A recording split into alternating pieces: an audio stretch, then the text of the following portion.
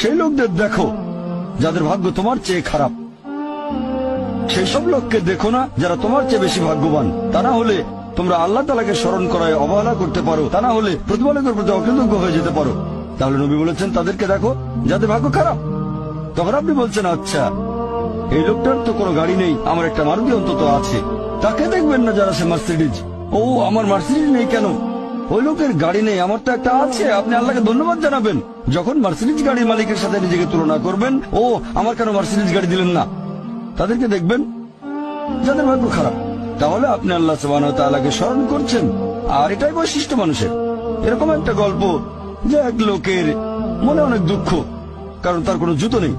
তারপরে সে একটা লোককে দেখলো যার একটা পাই নেই। লোকটা অভিযোগ করতো আল্লাহর কাছে যে জুতো নেই, আল্লাহর কাছে অভিযোগ করতো আমার কোনো জুতো নেই।